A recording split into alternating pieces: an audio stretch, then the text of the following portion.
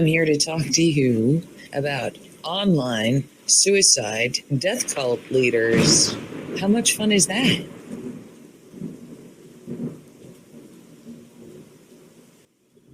Okay, first of all, I want to explain about Thomas Schoenberger.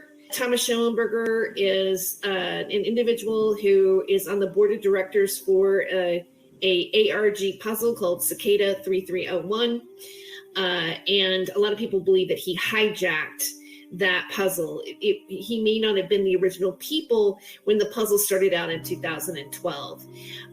Also, he is instrumental in being a part of QAnon.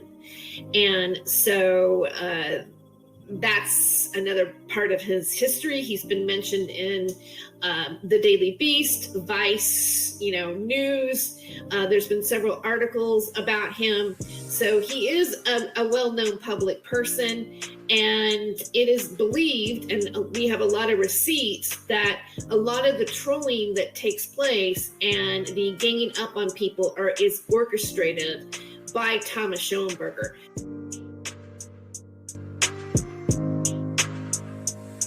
So, I think that there's a few things I need to explain before we get going. What you must understand about what is to follow is that my experience that I will share with you here, my story, is going to be told from the point of view of one who was recruited into the fiction, specifically in order to illustrate it. I was the illustrator. Sometimes we've done things in the past that we wish that we didn't do. I understood what the language was, and I was sort of speaking it, but only kind of like a parrot. Even if I had known how before the lessons that I received after I was scraped into this, I probably would not have gone that way with it. It's important to become aware of how a pocket of people may actually be getting paid, and triangulating somebody in a video, causing and doing it to somebody who may even have some mental instabilities, and to kind of push them over the edge, or the result is that you push them over the edge. I've been hearing things about people getting paid by Steemit to make attacking videos or funny videos about a person. And so there's proof of a transfers of money in order to basically bully somebody on the internet. And I loved it. And I was getting all this sort of mentoring and tutoring and networking. And I started making a bunch of money because of this guy. I felt like, oh, okay, I've arrived. This is where I want to be forever. And he played a lot of things about surrounding Nathan Stoltman and some of the past trolling and cyberbullying and cyberstalking that took place. But now that we're dealing with the world of online psychological torment, the police, the lawyers, the judges, they're just sort of like, I don't know, man, there's nothing in place to protect you. So without some kind of actual tangible proof, you're not going to get anywhere. You're just not. If you've got it, though, just go do it. Don't talk to people about it. Fine, because nobody gives a shit except for the bad guys that are making you feel this way. And they care about it in a way that is detrimental to protecting yourself. The crazier you make yourself sound, the happier these guys are, and the more likely they will be to continue breaking the law and fucking with your mind. You've got to understand that. And it gets farther than that. It gets into cyber stalking. It gets into accusing people of things that they're not guilty of that are quite serious, and a defamation of character. And it also goes to threats, threats of, lawsuits, doxing, as well as people threatening to meet you in person, or strike out at you or maybe do something to you, which is causing somebody to have a belief that they are being harmed by somebody. Whether that is going to ever happen or not, the victim, the person who's being attacked, does believe that. And that is that's an offense. That's a crime. That is something that falls under cyber stalking. So it's gone into all these different directions. There is something, as you know, some people might be bullied to the point of suicide, or it might cause them to have suicide ideation. There has been a lot of emotional trauma for some people, and it can be quite serious.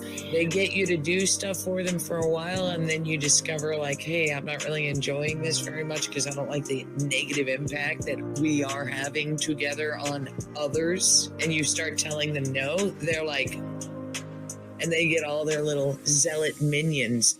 They all turn their attention on you.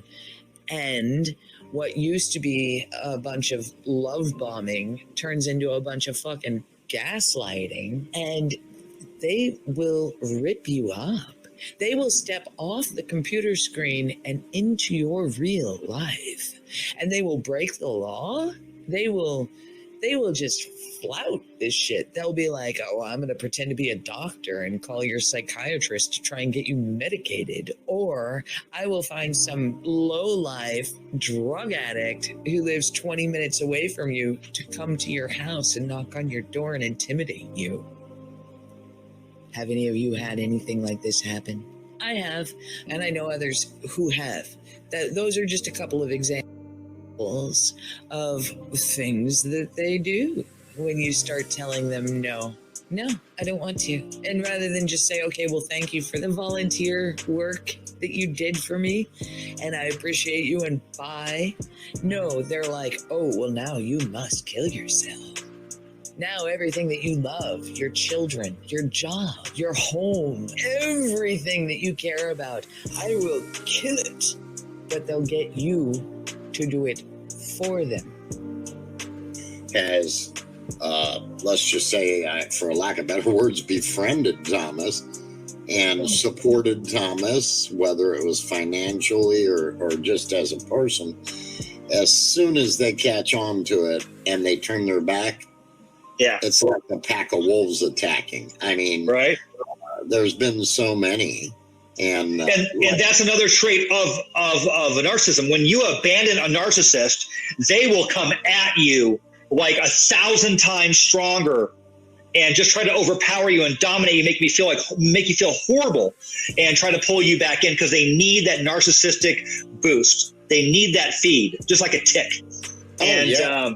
Because these guys, they've got multiple victims, and they're constantly shaking up these people as much as they can and hoping that one will get so shook up, he or she will rise to the top of the pod and just start bubbling all over the place so that they can remain the center of this negative attention.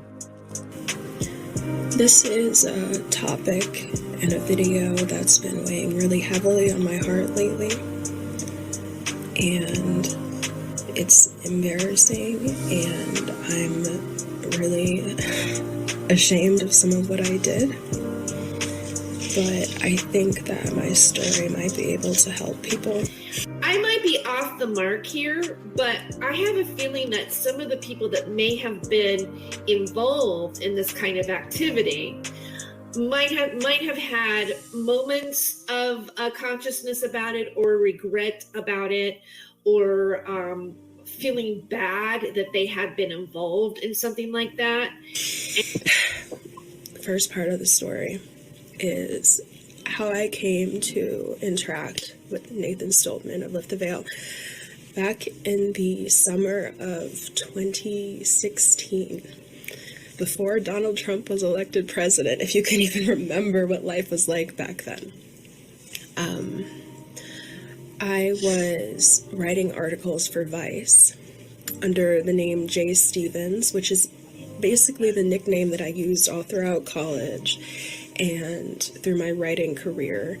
And I had a big fangirl crush on him. I envisioned like a future we could have together, like doing documentary films and exposing evil and all this stuff. And it was all in my head, just like daydreaming and whatever. But while I was a writer for Vice, I pitched an article to my editor about the Mandela effect. And he approved it, and he requested that I get some interviews from people who talk about it and believe in it. And I took that as my big opportunity to finally reach out to Nathan and be like, hey, we were developing this professional relationship. We were simultaneously developing a romantic, sexualized, very intense emotional bond. And if you remember those shows, you probably could guess that a lot was happening behind the scenes, and a lot was happening behind the scenes, and it was just very intense.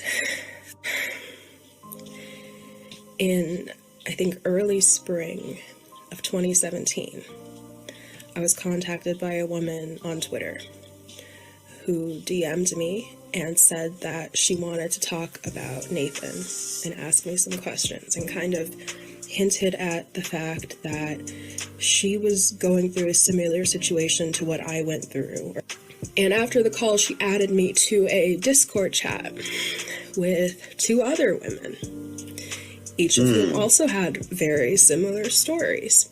And I should say that before this moment, I didn't know who any of these women were. They were just 3 new characters in my virtual reality game, but they all seemed to have compelling and believable stories. Like, at first, this Discord chat was just a bunch of, like, commiserating and being like, yeah, like, I can't believe he did this and he acts this way and da-da-da-da, just like girl petty shit talk type of things.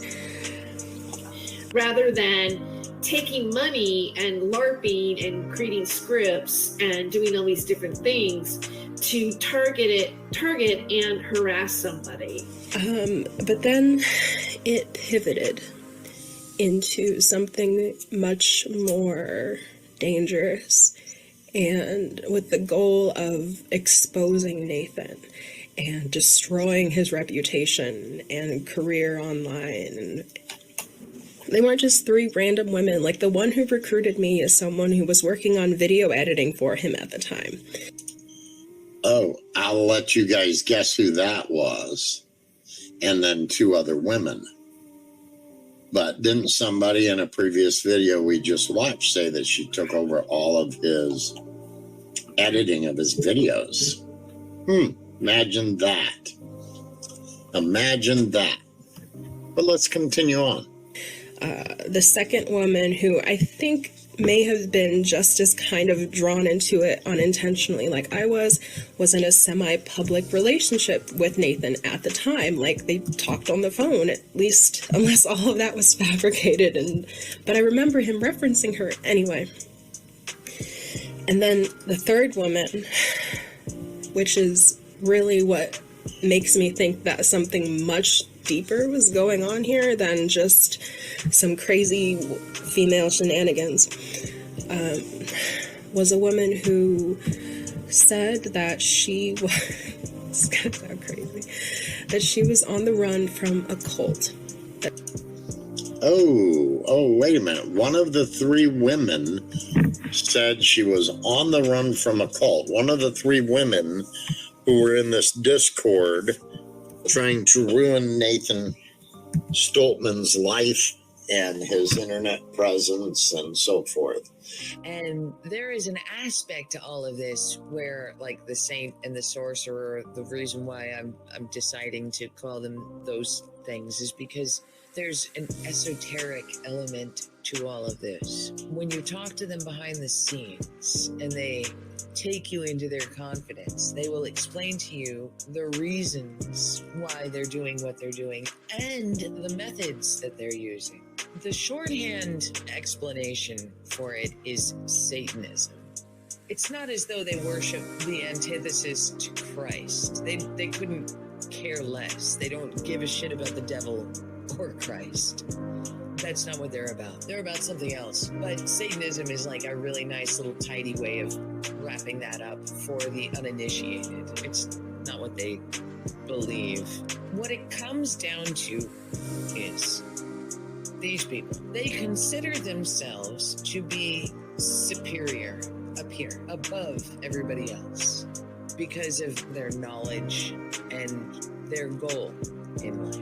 They think that they are magical, and they think that everybody else who's running their show or participating in the chat or being a victim is way down here. They call you muggles. They actually call you muggles. Taking a term out of a children's book. Whatever. Oh my god, it's so fucking stupid. I wasn't a direct participant in a lot of what happened, but I was a witness to it, and I didn't do anything to stop it. They made Twitter accounts where they would just like post memes about Nathan, like making fun of him or what he said, and just kind of to drive him crazy and, you know, hurt his ego and pride and confidence. And they would reach out to other YouTube content creators and try to get them not to work with him. They contacted the local health services for where Nathan lives, and I think they also contacted his father, and they tried to get him admitted into a psych ward. I forget the word for it. Uh-huh. So, wow.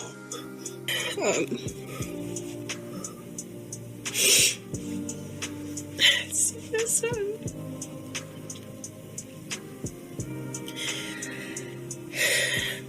And although I wasn't doing this myself, like I wasn't making the calls, I wasn't whatever, I was energetically contributing to manifesting that reality, and I feel terrible about it. The woman who recruited me created an alternate account. I don't even think it had like a picture tied to it, and started a discourse with Nathan on Discourse and offered like his services, because it was like a dude account. He was like named Tim. So Tim offered his video editing and organizational skills, and somehow got access to Nathan's channel. Like Nathan made him an administrator on his channel. You know, because I think all of us have, you know, made a mistake in our perception of what we think is actually really going on. And I think that's part of the game, is to get everybody all confused, and you start fighting with all these people, and you end up being like, all of a sudden the person who wasn't your friend is your friend now, and then then all of a sudden there's people putting you together and they're attacking you with those people. Which at the time I took as proof that like, oh yeah, Nathan's insane and stupid and deserves to be taken out. And once we got this access to his channel, they brought up basically that I had said I wished that all the videos that we did together would be gone and deleted. Not out of embarrassment. I know Nathan mentioned that today, and I don't even know how much of this Nathan is aware of, because we've never spoken about this. I'm not going to publish this video unless I get his permission to do it, because I don't want to do anything that's going to hurt him. Once we got access to the channel, I provided a link to almost all of the videos that we did together. Nathan and her. And she deleted all of them. And I'm saying this now because when all of this was happening in spring of 2017, Nathan just so happened to be covering the Hampstead child abuse case and satanic ritual abuse for like the first time intensively, and doing video after video after video exposing these things and bringing new people into awareness about this evil underbelly. And I don't believe in coincidence. I think that I was contacted at this time for that reason. I think that they wanted to turn people who were close to Nathan against him and to really make him reconsider the work that he was doing. Some years ago, I was witnessing a bunch of stuff online that was political in nature, but also had to do with child pornography and satanic ritual. Speaking of working with people, I noticed in your last stream that you said you had somebody helping either your media or getting you out there. Do you know who that is? And can you tell us any more about that? Yeah, I got hooked up with, you know Liz Crokin is? Yes, I'm familiar with her for sure. Okay. Or actually, no, it wasn't her that set me up. It was another guy that set me up. One of the cicada guys set me up with a media contact. Okay, so you're working with Thomas. Yeah. Thomas. Okay, yeah. I know him. You know, Cicada tried to recruit me before. They still do, actually. So I'm familiar with Thomas and what he does. So all I'd say to you in terms of everything, QAnon and everything else, having been through this stuff before, having had human intelligence come up to me, having a lot of people that are the worst people I could be friends with try to offer me help, I just tell you to be very, very cautious about who you trust. Even Thomas, you know, who I think might be able to help you out. But, you know, just, you know, this is a long, tough road. So make sure, you know, you're doing it. Just make sure you're doing all the things you want to do the whole time. I guess, some advice knowing who you're working with. So, and that's what I wanted to know about. And there was a woman named Kate Schneider who was one of the people to be in contact with Isaac Cappy before he died. And I think that they maybe, or at least they are doing this to people who are involved in similar disclosure activities now. And I didn't have that hateful anger inside of me. I was just like a petty, jealous, unthoughtful bitch about everything, but I didn't want to kill him or anything.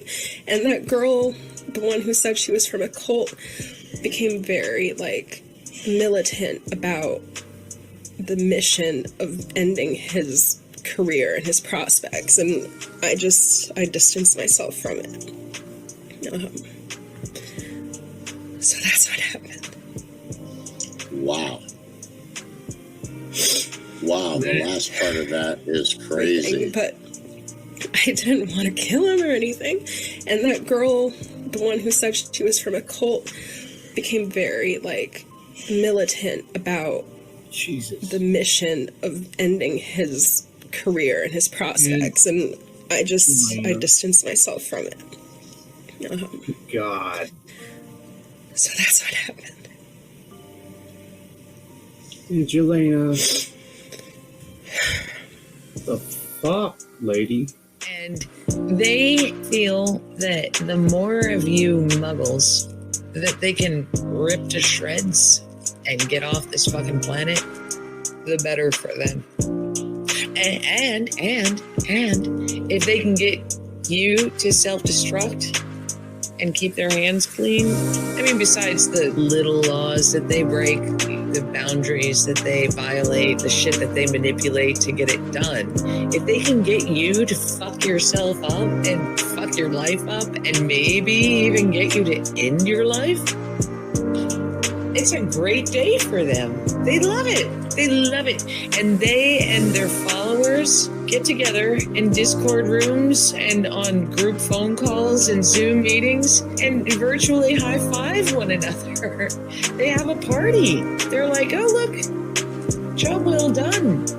Took longer than we were hoping for, but the show in its entirety was very entertaining. Fuck these muggles. So that's at least 5 or 6 people that I've personally spoken to verbally. And as soon as you start talking about Thomas Schoenberger, their voices become very stuttery, very faint. You can definitely tell there's trauma there, and they don't want to speak about it.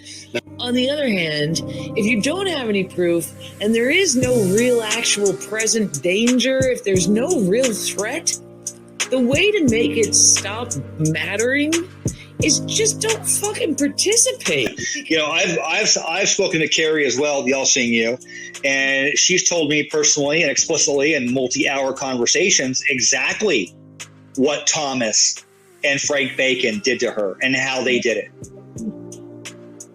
Yeah. And the mind fuckery that went along with that. And she's terrified, absolutely terrified of Schoenberger. But the same turned out to be trying to direct me into areas of our extended YouTube group that I really didn't want anything to do with. One had to do with a certain political movement that got explosive a couple years back. And I was like, no, I don't want to know anything about that. Another one had to do with a particular character that met a markedly unpleasant end, which may or may not have been suicide. And I was like, no, I don't want to have anything to do with that either. Well, She shared the same stories with me. She really honestly believed that Frank Bacon and Thomas remote viewed her constantly at any given time. And I remember trying to talk her down from it. I remember giving her advice and trying to make her think about it on different levels and shit. Because I don't really believe that that's possible myself. But if a person believes it, they're going to see it, right? And sure, but I mean that's I do believe that's witchcraft. She's either the best actor in the world, or she was really that paranoid, and she really believed that about them, which I always found a bit ridiculous. But now that you say that, it kind of reminded me of the conversations that I had with her as well. So she literally, if I remember correctly, she was like Pavana. She wouldn't leave her home, even to walk to the grocery store or go to the grocery store.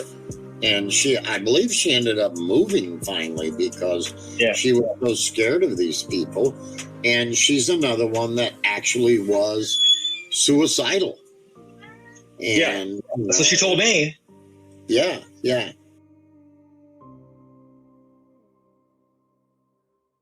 I could add a lot to this, but it's hard to talk about. It's easier just to make cartoons and cartoonize them to make it a lighter load to carry, because they're still at it, mocking, bullying, doxing, shaming, you name it, led by the convicted stalker, narcissist, Thomas Schoenberger.